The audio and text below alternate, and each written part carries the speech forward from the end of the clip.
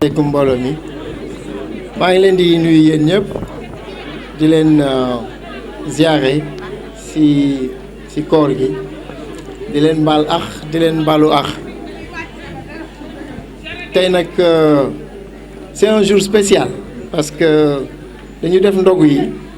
pour s'affronter pour baalonte ax parce que weeru koor lañ nekk weeru koor nag c'est un mois d'introspection. C'est un mois de spiritualité mais dañ nekk ci période boo xam ne il faut que ñu dugg ci beneen juste après koor gi ñu dugg ci benn liggéey bu am solo donc on a décidé def ndogu yi pour reprendre du service xamante gën a waxante saafonte ballonte ak et poser des jalons pour reprendre nos activités parce que pendant longtemps toog nañu Covid bi ñëw téye ñu ci liggéey bi donc ñu ngi leen di profiter vraiment di leen baalu ax encore une fois di ñaan yàlla na yàlla nangu suñu koor tey c'est un jour spécial aussi parce que fii suma koñ la donc fii laa juddoo fii laa yaroo donc vraiment c'est une sensation. En général je suis pas très émotif mais tey moom c'est important pour ñun dañoo dugg sànq di waxtaan ak mère Sokhati nga xam ne c'est ma maman ma koy nuyu au passage mu ñaax ñu def ñu wax ñu lu daw yaram peut-être bëgguma jaaraat ci exactement les mots mais li ñu mën a jàpp rek mooy li mu wax mooy ne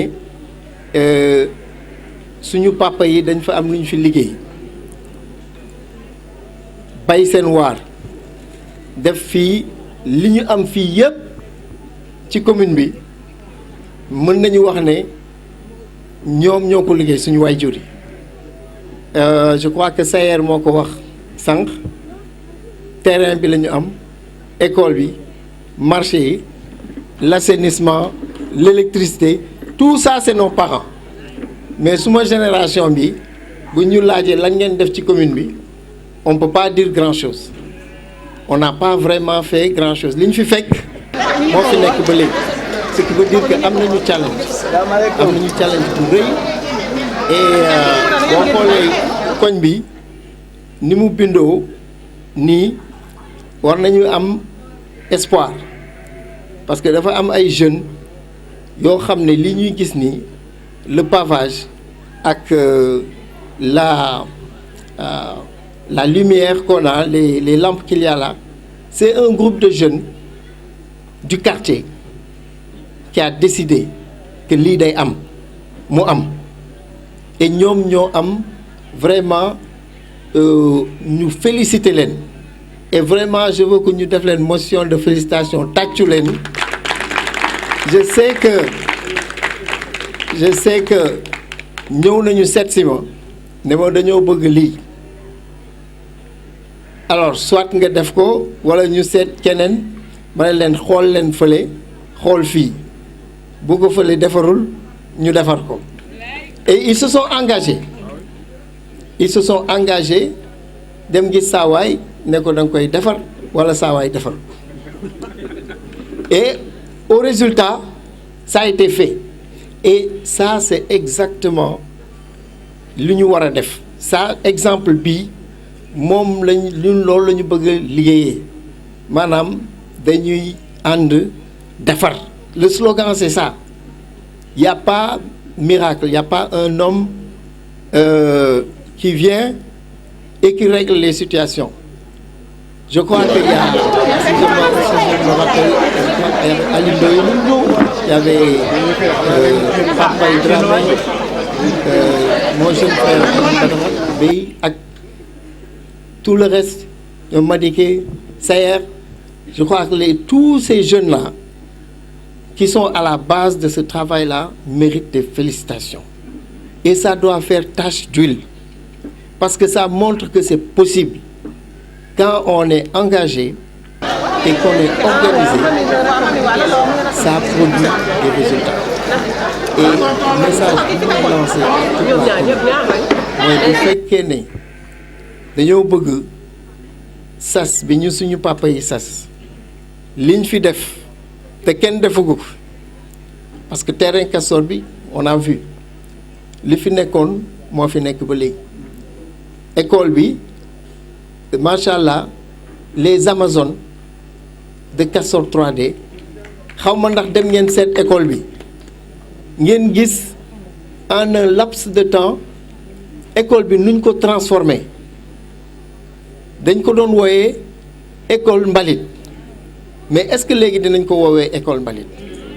non c'est pas possible parce que cette école a été complètement transformée et transformation école boobu il faut s'attendre à ce que résultats yi suivre parce que les enseignants ci seen bopp yi ñëw cadre bi rek ça les rend beaucoup plus engagés ils deviennent beaucoup plus productifs parce que cadre de vie cadre de travail dafa am importance bon suma gars yi maa ngi leen di xam booy wax da ngay am koy cadré moo lay waaw alors donc les Amazones li ñu def foofu ci école bi jeunes yi def ko fii c'est ça l'exemple et c'est ça qu'on veut propager et je pense que c'est pas seulement à l'échelle d'un quartier c'est pas à l'échelle d'une commune mais c'est à l'échelle du pays ce qui se fait localement c'est ça qui est agrégé et qui fait qu'un pays avance ou stagne ou recule. Il n'y a pas de miracle. Le développement à la base, c'est Bokar, c'est Khalil, c'est moi, c'est Ali, c'est nous tous qui conjuguons ensemble pour un résultat. Khalil jigéen ñi ñëw nekk suma ginnaaw nii beneen source d'inspiration la parce que ñoom elles viennent juste de terminer seen formation et me sentir si ñoom quelque chose de très intéressant d'exceptionnel parce que je sens un engagement mais je sens que li ñuy def daf leen neex dooy def dara nag mu neex la nga engagé wu ci bu ñu la jàppalee tuuti rek nga dem te xam naa ne bëgg nañu ku leen jàppale te xam naa ne ku leen jàppale ñu dem mais dama bëgg bu ñuy organiser ci ñoom ñu leen di indi ñu sol ay t-shirt mais nañ leen di fay aussi nañ leen di fay seen prestation parce que loolu mooy gën tax ñu gën a sawar loolu mooy gën tax ñu gën a organiser wu lu ma leen di xalaat lu ma leen di jox nag comme suggestion comme yéen a ngi soog a pare te da ngeen pare rek commencer ci benn liggéey boo xam ne il faut pas que ngeen xeeb ko ça doit être un départ pour vous ani xaw ma ani Nawel xaw ma ana Ablaye Mbow nañ leen fay bu ñu leen fayee ngeen comp ci tuuti dem créer seen GIE am NINEA commencer nag voilà di def ay prestations de service GSE wala keneen kuy def fii dara xam naa amagu leen tur mais wut leen benn tur voilà la tur bi lan la bon pour l'instant voilà il faut ngeen formaliser ko bu ñu leen fayee 3 ngeen jël ñaar yi benn bi ngeen def ko ci gafa gi bi ngeen bokk amee dégg commencé di jënd ay équipement tuuti jënd fii jënd kii ñu jàppale leen ngeen demal seen bopp c'est ça qui va créer emploi yooyu état mënul créer 1% de emploi yooyu l'emploi salarié au Sénégal ça dépasse pas 200 000 emplois publics salariés on a besoin de millions état mën na jël ba à un certain niveau mais emploi privé l'auto-emploi le pavage bi ñuy def nii les mécaniciens les tailleurs yooyu c'est de l'emploi à l'infini mais c'est la créativité des jeunes les jeunes de ce pays-là c'est la ressource la plus importante du pays c'est pas le pétrole, c'est pas le gaz, c'est rien d'autre que le capital humain du pays. Et capital humain bi ñu am, c'est la jeunesse. Et cette jeunesse, c'est plus de 75% de la population. Il y a moins de 35 ans. 77%. Donc, pendant 25 ans, le pays va être encore jeune. C'est ça la ressource, c'est ça le moteur de Kibi. C'est la jeunesse. Mais on veut d'une jeunesse qui est une force de solution. Moi que ngeen di bañ a xaar état dans les pays développés xale yi dañuy ne pourquoi état di dugg ci suñu mbir parce que dañuy créer bu ñu créer ñu leen di taxer te bëgguñu ko leen taxer lu ñu bëgg mooy xale yi am des forces de solution. Les jeunes, on a dit que les jeunes rappeurs, c'est des études scientifiques qui montrent que les jeunes rappeurs sont de très bons informaticiens potentiellement. C'est non la mais ñooñu il faut que ñu xëcc leen dugal leen ñu commencer di développer ci plateforme Android yi nga xam ne ñun ñëpp ñu ngi koy download ñu ngi koy télécharger ci suñu kii di ko jënd dañoo bëgg ñu koy defar fii di defar des applications yoo xam ne di nga ci mën a jënd di nga mën a jaay des plateformes yoo xam ne c'est des prises de rendez-vous des plateformes e-trade etc. Ça c'est possible ñu koy jaay àdduna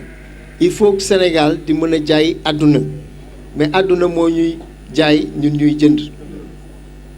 boo xoolee Sénégal li ñuy jënd bu ñu jëndee ñeent benn rek la ñuy jaay biti ça veut dire que ne ñi ngi créer emploi feneen lépp loo jëndee ci bitim réew rek yaa ngi créer emploi foofu lu bëri nag ci li ñuy jënd boo ko xoolee bu baax mën nañ ko defar fii jigéen ñi ma leen di jigéen ñi nag gàcce ngaalaama parce que je l'ai dit hier dañu am perception dañu am du perception sax c'est une réalité que dafa mel ne fan yi ñu nekk jigéen ñi ñoo gën a fagarlu góor ñi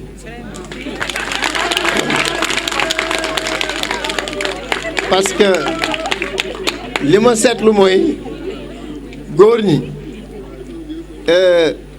ñetti góor boo leen kiiwee ñetti ñëpp dañ naan la kañ la ñuy dugg port mais bu nekkee ñetti jigéen ñi ñaar ñi dañ lay wax financement bi nag moo ko yor c'est important il faut que góor ñi égaliser ci góor ci jigéen ñi ñetti ñi na ñaar ñi laaj financement man je ne sais pas pourquoi góor ñi ragal financement Ablaye pourquoi góor yi ragal financement il faut que góor yi dugg ci financement dugg dans l'investissement dugg dans l'auto-emploi cak-cak yi commencé na c'est bien il faut faire autre chose aussi am na ci ñu duggoon dans l'élevage de l'aviculture etc. Donc li ñu bëgg pour terminer rek li ñu bëgg mooy solution yi génn ci xale yi la ñu bëgg ñu nekk force de solution yooyu nag mooy li ñu gis fii nii pas-pas bi am fii tey ba ñu pavé ko def ci lumière dañoo bëgg ñu def pas-pas boobu ci terrain Castor def ko ci marché Castor def ko ci jumaa ji def ko ci école bi commune bi nekk là une commune de référence. Ce qu'on veut, c'est que cette commune-là soit la meilleure commune du pays. Les 19 communes de Dakar,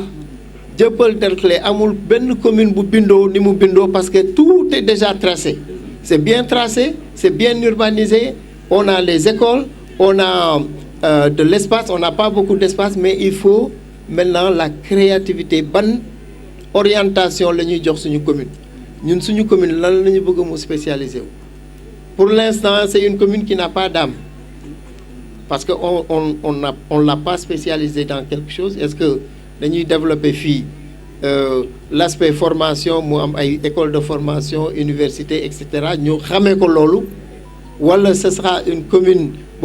ça va être orienté culture, ou ça va être orienté sport, ou ça va être orienté commerce. Il faudra un moment ou un autre orienter la commune ñëpp xam ne fii la ñu jëm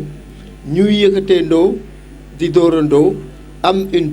vision stratégique mais on ne peut pas gérer comme ça à l'aveugle, sans objectif, sans vision. C'est pas possible. Kii bi wax na ko jàngkat bi wax na ko xam na lañ koy waxee ci français soo xamul foo jëm waaw boo xamul boo mënul dellu foofu aussi boo nekkee ne da ngay dem fenn te xamuloo yoon bi mu ne yoon boo jël rek baax na. If you don't know where you're going, anyway will lead you there.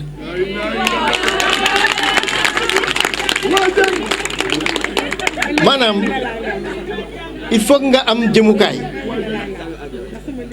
jëmukaay boo amul jëmukaay mais c'est normal boo jàddee foo jàdd baax na.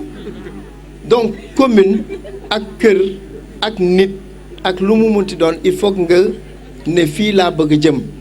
fii laa lekk fii laa fekk lii fii laa ko bëgg yóbbu loolu soo ko amuloo dara moo tax nag il faut ñu jëlaat suñu bopp waxtaan loolu nag du nit rek mooy ñëw kenn rek mooy ñëw ne fii affaire bi fii la dafa dañu koy waxtaanee il faut ñu waxtaanee ko xool mu am ay weccante xalaat ba ñu gis affaire bi ne fii la bu ñu ne fii la nag ñëpp d'accord ci loolu ci fan yii di ñëw ci yooyu la ñu war a dugg di waxtaan mu nekk mbiru ñëpp comme ça bu ñëpp engagé woo day yomb. Pourquoi? Parce que on peut pas dire que c'est la faute de tel mënuñu ne faute Lamine Ndiaye la wala faute Adramé la wala faute Vieux Niang la wala faute Babacar Bèye. C'est une vision commune, c'est des objectifs communs, c'est une équipe qui va perdre ou qui va gagner. Mais je sais qu'on va gagner. Inch'Allah. Je vous remercie.